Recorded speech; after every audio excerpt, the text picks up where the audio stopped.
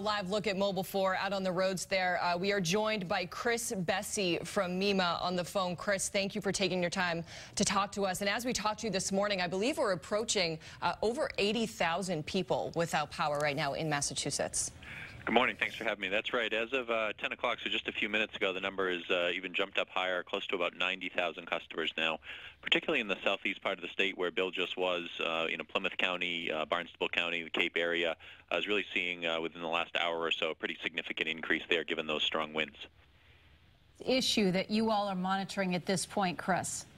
So at this point, it's really the travel conditions and the power outages. We were looking for some minor coastal flooding, but at this point, it seems relatively minor. So it's really the power outages probably that we'll be keeping the closest eye on throughout this afternoon and into this evening. Chris, what kind of toll does it take on your crews when you have 3 major storms in less than 2 weeks? I think like everyone, we're ready for spring as well. But that being said, we're prepared here and ready, and we'll keep things going until the storm ends and make sure people are safe. All right, Chris, you were talking about the roads. Where's the worst stretches that you're seeing? What areas are the worst, the hardest hit at this point? I know we're early on in this storm, but already we can see from these live pictures that we're showing right now, the roads are pretty bad.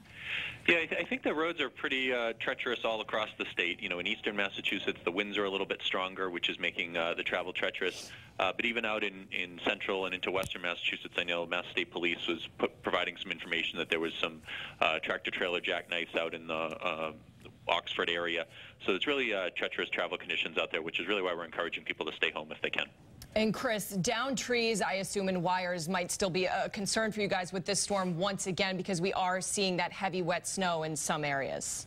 That's right. There's a lot of power outages going on, particularly due to those trees and wires down. So we want to remind people, if they're out later today as the storm winds down, if there are wires down, to stay away from them. Report those outages, report down wires to their local public safety officials by calling 911.